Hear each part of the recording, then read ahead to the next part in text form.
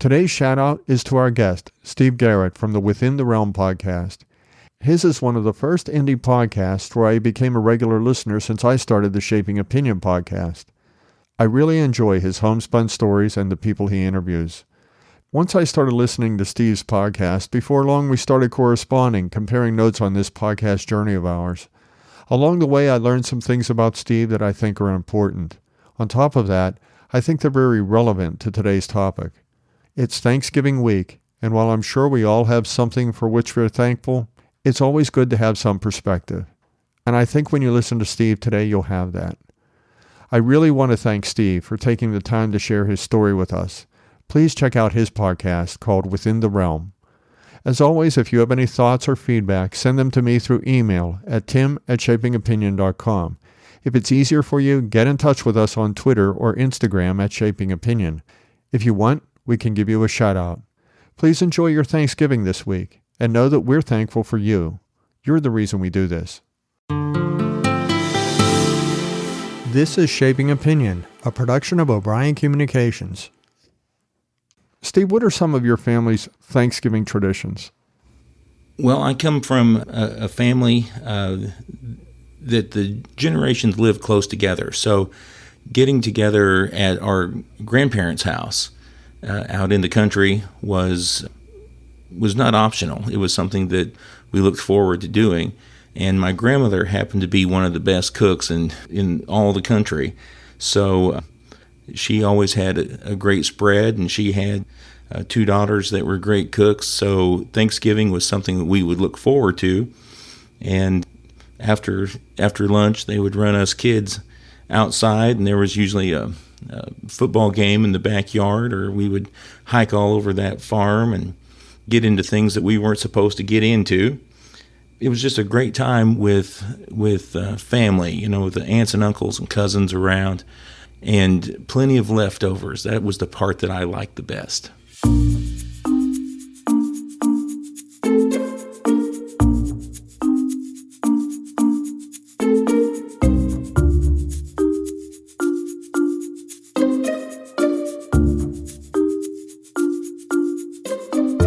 I'm Tim O'Brien. In this episode of the Shaping Opinion podcast, we're joined by Steve Garrett.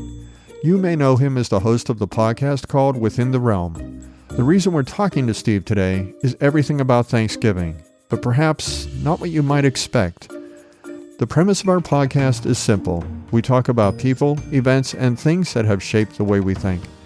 Today we'll talk with Steve about a personal tragedy that he and his family have faced, and how through it all, Steve has found a way to be grateful.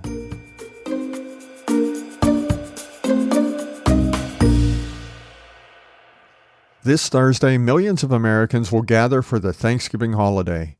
There will be the Macy's parade to start the day off. There will be football on television, and maybe down the street the kids will play their annual Turkey Bowl game. And of course, family and friends will gather for dinner, turkey, stuffing, and all the fixings.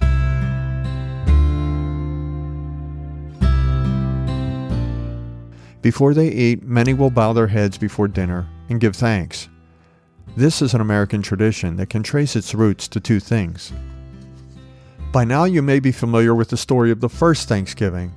This is where in 1621 it was said that the Pilgrims celebrated their first harvest in this new world in a place called Plymouth Plantation, now part of Massachusetts. The story is that 53 Pilgrims celebrated for 3 days and were joined by 90 American Indians.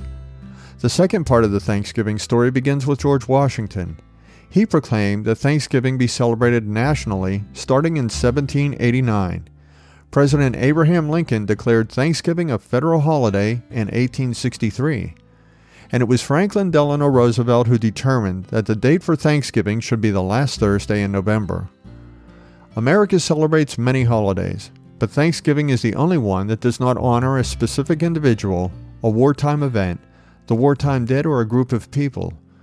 Thanksgiving is the only holiday that celebrates an idea, and that idea is gratitude. It's this idea that's our focus today, and I can't think of anyone better to talk about it. Steve Garrett has become one of my best podcasting friends, even though we've never actually sat in the same room together. In the course of getting to know about Steve, I learned of a terrible tragedy that no parent would ever want to face, and that's the loss of a child. Oftentimes, when we think of giving thanks, we think of being thankful for the good fortune we have, like those pilgrims. But over time, we learn to be thankful for other things, not so obvious. Steve is thankful for the time that he was able to have with his son Jacob. It is a work in progress, I'd have to say. Going through the loss of a child, has taken me to very different places along the emotional scale. And one of those recent places is gratitude. That dealing with the reality that this is how it's going to be.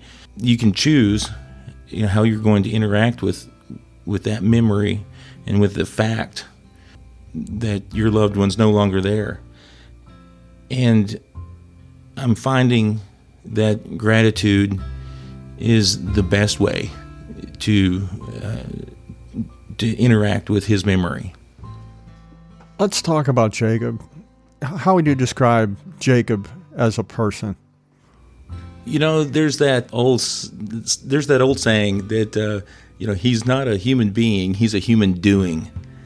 And that was Jacob. He was the life of the party.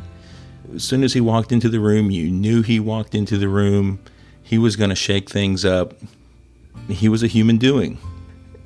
He loved his friends. He loved playing music. He's in several bands all at once, and was probably the most social of my kids. He just was a talented musician. He could hear music in his head. There's a scene in Amadeus where I can't remember the name of the character, but he's reading the music and he's hearing the music in his head. Jacob could do that, and it was amazing. And music flowed out of him, and it's something he didn't take horribly seriously, but it was something that I sure took notice of. What was his favorite type of music? He was into what's called emo. To me, it's just good music. That it has mostly sad lyrics, chiming guitars, and different beats in it from time to time. It's great music to listen to. I think that he would probably also call it shoegaze, which appealed to the nerdy side of him. There was lots of effects on the guitars and lots of paying attention to exactly how the sound was coming through the amp, and he really enjoyed those things that challenged him technically. Well, I know that Jacob was 21 on May 4th, 2017, when we lost him. Can you tell us the story of the day from your perspective? It was a busy spring. Our oldest son was graduating the next day, and we were on our way down to the university he was going to in Oklahoma to see him graduate. And Jacob was not able to get off work to go with us, and a lot of things were happening in his life. The landlord at the apartment that he shared with 3 other musicians had raised the rent, and they weren't going to be able to afford it because a couple of the guys were moving out and they couldn't find anybody that had the money to pay their rent. And this wasn't just an apartment, it was an old boarding house in Kansas City, Kansas, that they had the entire upper floor of this building. And for years it had been a place where musicians and artists had lived and plied their trade. And this thing was coming to an end, and I think that was something that troubled him, and just different things that were going on in his life personally.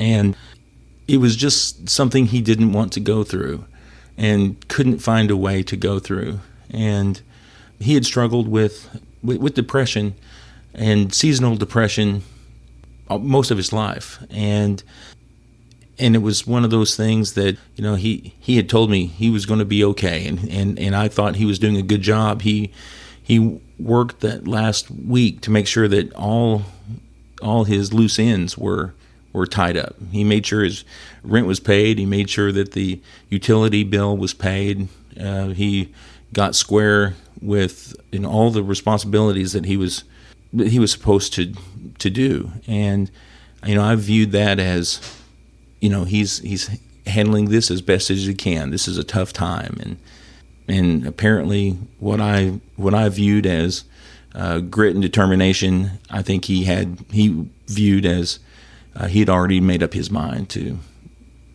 do something else. So what should have been a joyous occasion with the graduation of my oldest quickly turned into something completely different, and then set the entire family on a different track.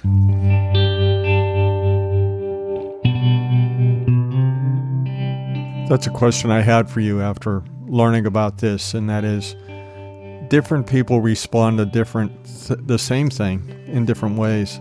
How did your family react to this? Well, we reacted in all of the ways that you would expect. I mean, it was a shock. It was sad. We had to figure out a way to get our oldest from where he was back to us there in Kansas City, and through some very good friends of his, they drove him home, so we didn't have to worry about that.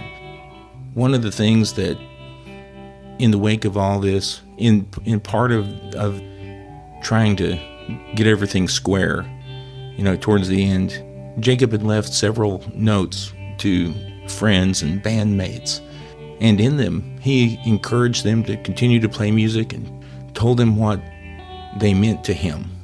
And that even at that time he was trying to encourage his friends and let them know that he loved them. And it was such an odd feeling that my wife and I had, is that she said that her heart was broken, but it was full. That even in this horrible event, that part of Jacob that loved people and that wanted the best for his friends was still able to shine through.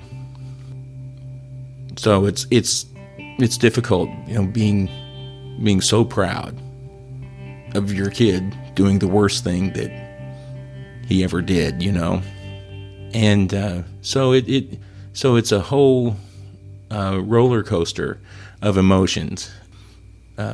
Every day you think you're all cried out, and that's simply not the case. So we went through all of the usual feelings. Probably went through them 2 or 3 times, full basis. Well, you mentioned that your wife had a full heart. Would you say you had a full heart too? Yeah, I would. That at his funeral, it was actually several hours away from Kansas City, closer to where my wife and I grew up, and his circle of friends, his circle of musicians, and those people that would show up to his shows were so important to him, and we were able to get many of them down to his funeral. That seeing these kids that were the kids that practiced in my garage, and Jacob was always taking care of his friends, which usually meant that I had an empty refrigerator.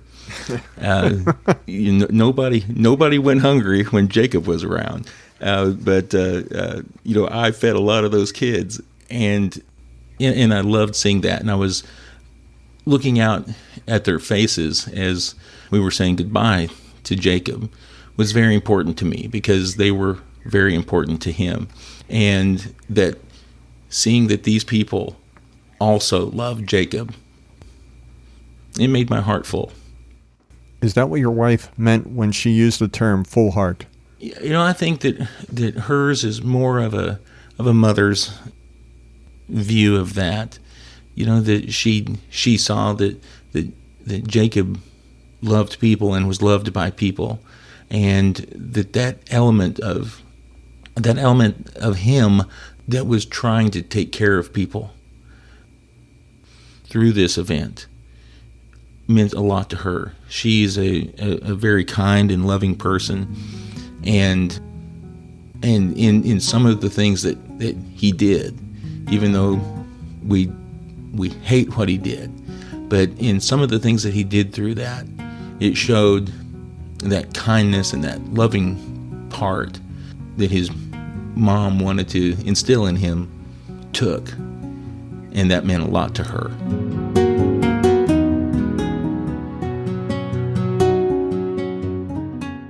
When you think of Jacob, is there a particular memory that always comes to mind of a good time that you had with him? There's not just one, but yeah, there might be one. But it is typical of what he usually did. Just a few months before all this happened, we were having a family photo session. A great photographer friend, was taking some photos, and they were supposed to be family photos, and is also senior pictures for the youngest. And Jacob hated being serious. Jacob hated, doing things that everybody else was doing, and his goal in life was to ruin everything. That you're having a serious conversation, and he would, just say the dumbest thing that would, take the conversation somewhere else, or you're having a serious moment, and he was the guy that would, say something that just broke everybody up. So we're trying to take these family photographs, and the wife, is, these kids are growing up. We're not going to have these moments all the time, so we need to have these pictures. And so she was pretty serious about getting some good pictures, and he was pretty serious about not letting her get that. So the photographer would line us up, for a picture, with the backdrop being a barn or a pond, and we're out in the country, and really great settings for pictures. And when you look at the proofs of these pictures, you'll see one or two really good pictures of the family together and smiling, and then you see 30 more of Jacob pulling something crazy out of his pocket and poking his older brother with it, or he's just got the whole family except his mom cracking up laughing, so we can't take a good picture. And one of my favorite pictures out of that whole ordeal is a picture of the family lined up behind a gate, and it's the fall, and we're all in our fall gear. It's a perfect family picture, and we're all kind of looking off into the distance, as the sun is setting. It's a great picture, except Jacob's looking straight at the camera, making this horrible face. and so it's like, it's a great picture except for what Jacob is doing. But now I think it's probably the family's favorite picture.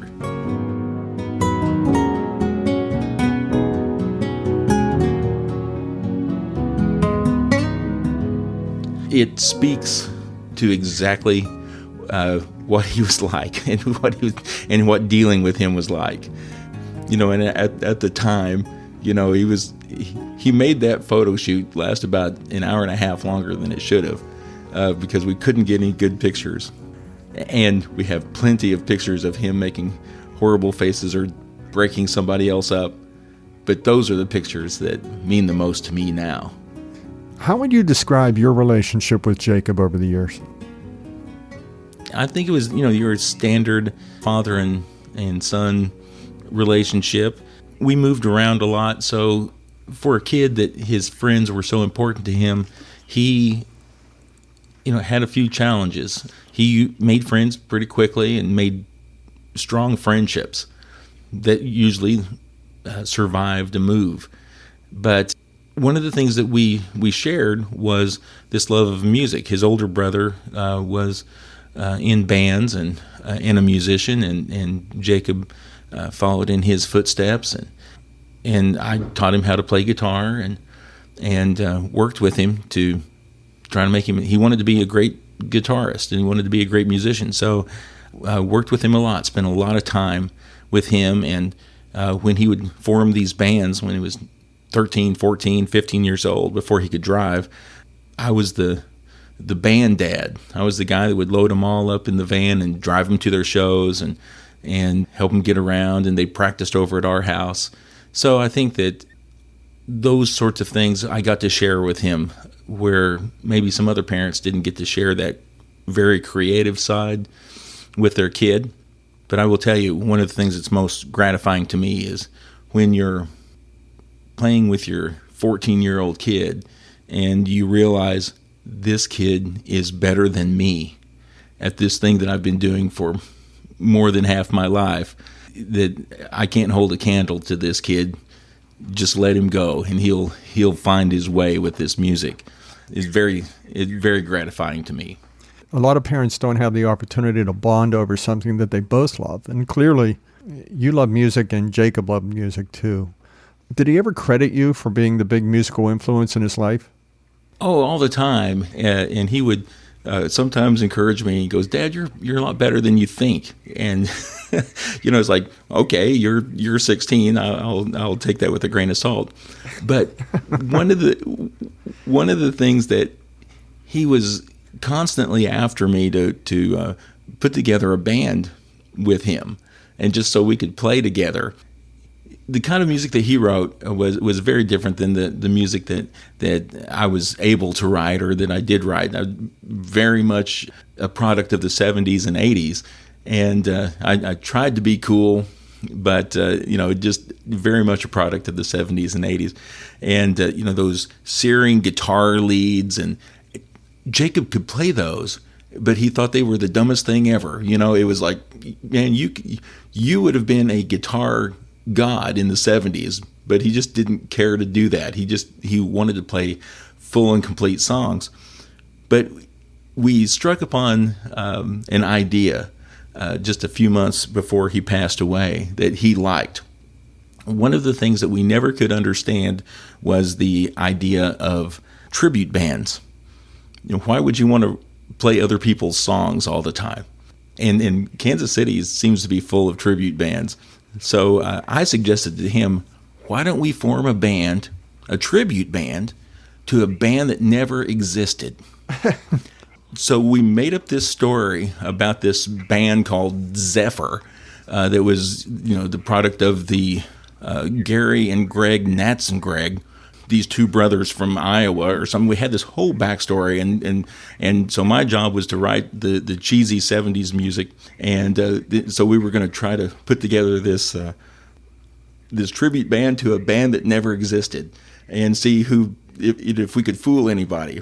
And anyway, we never got that off the ground. But that was the kind of thing he liked to do, just things that other people would probably not spend their time doing. Well, the idea of that goes against convention, and it seems like he loved that. Yes, if it was a little against the grain or odd, he was all for it.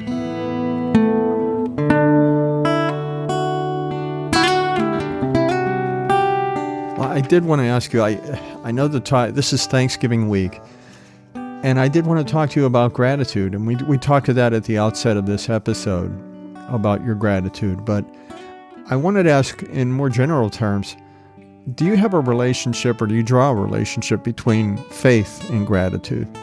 I think that there is a relationship regarding faith and gratitude. It's one that over the past couple of years that I've really struggled with, and my view of faith allows me to struggle with my faith because I believe that strength and belief come through a crisis in faith. You have to decide what it is that you believe when things aren't easy, and that's where most of my anger went. Just this is something that doesn't make sense, and this might end up being something that sounds a little crazy. So if you want to cut it out, you can. I happen to think that sometimes we need to speak plainly and honestly about things. So through this process, I've spoken pretty honestly. I spent many a day bargaining. I'm ready to give up anything, so that he can be back here with the family. No one heard that. No one took me up on that deal that I was trying to make. So, and that made me pretty mad. And, so then well, what does this mean? I believe that things happen for reasons. And, what on earth would be the reason that this would happen? And I still don't have an answer for that. But one thing that I do know is that being angry about it doesn't help anybody, and it's not what Jacob would want me to be doing. There's plenty of things that he would want me to be doing. I've tried to be there for his friends, and to be an adult or an older person that is understanding of the things that these kids are going through. I remember being 16 and 18 and 20, and sometimes I listen to people my age, and the stories they tell are a lot different than what I remember when I was a kid. I didn't know what was going on. I didn't have my act together when I was that age, and I had older people being there and sticking with me to help me make it through. And for Jacob, that's what I want to be for his friends. So that helps take a lot of that edge off when you're trying to help someone else, and takes the focus off of you and puts it on somebody else. And that's the way you found to deal with this then, is to take the focus off of how you feel and worry about other people, especially those people that were important to Jacob. Right. That these were people that he picked, and they were as important to him as his family was. Wherever he was, there was usually some of them with him. He was, like I said, he was the life of the party, and usually the master of ceremonies. I like these kids. I want to help them and encourage them, and it's in order to be encouraging, I think gratefulness is part of something that you can show to others that will help them get through their days. I think that's an important point you just made, and I did want to ask you about that. How has gratefulness helped get you through? Well, and I would tell you it's a work in progress. If you'd ask people about Steve Garrett, being a grateful person is probably not the first thing that would come to their mind. But I've been through a few things that change you, and these changes have kind of softened me up on a few of the rough edges. And seeing the world for what it is important to me. And sometimes the world is a place that is not the place I would want to be, or not the situation that I would want to be.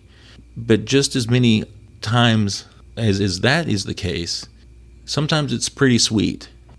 And for me, that those are times that you see in the rearview mirror. And for instance, I had the best grandmother that anyone could ever have. I know that everybody has a grandmother, but mine was better. She loved us unconditionally. She was the best cook. She was exactly the grandmother that a kid like me needed. You don't realize what you have until it's gone sometimes. And I think that's what gratitude is realizing before it's gone what it is that you have. So looking back at those things that were the best thing in your life, or something that was made life worth living, those are things that we need to focus on rather than the things that made it hard.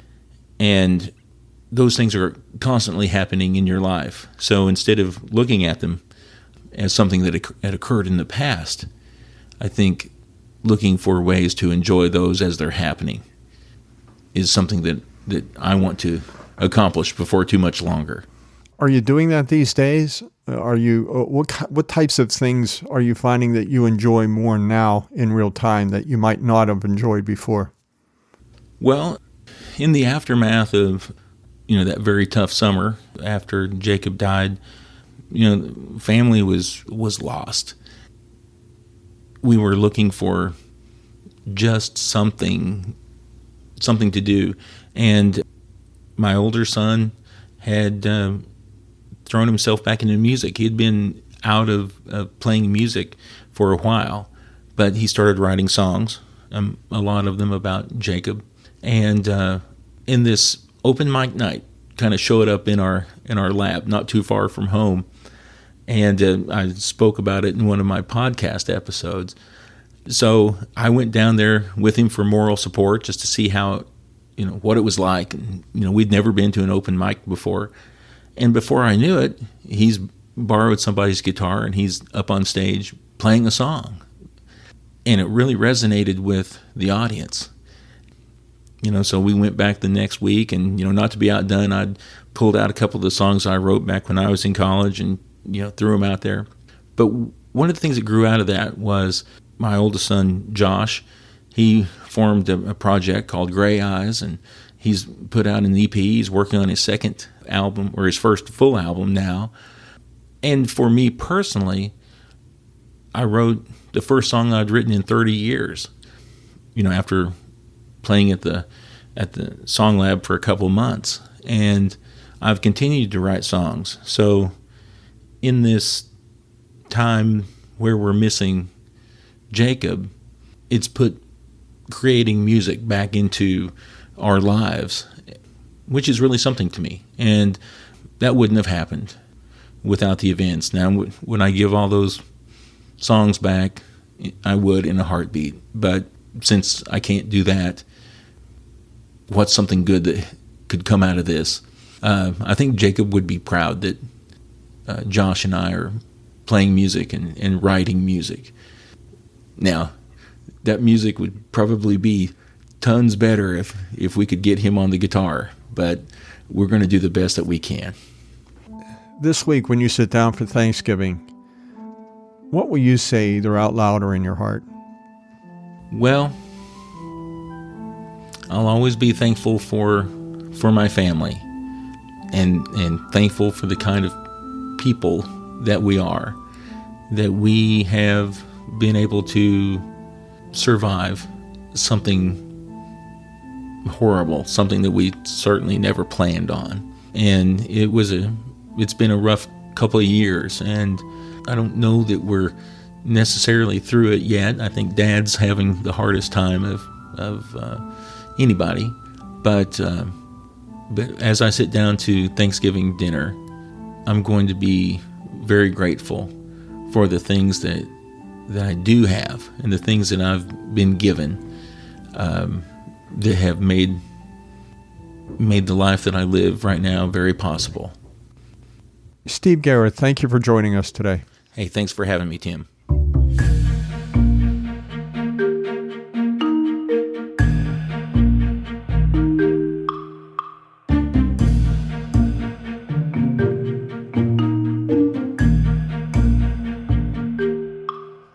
To learn more about Steve Garrett and his podcast called Within the Realm, please see our show notes at shapingopinion.com.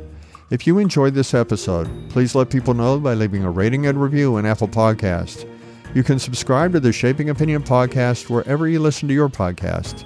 We'd love to hear from you. On Twitter, just tweet to us at Shaping Opinion, or you can get in touch with us through our website, shapingopinion.com. We have a Facebook page, and we're on Instagram at Shaping Opinion. Shaping Opinion is a production of O'Brien Communications. This is where we talk about people, events, and things that have shaped the way we think.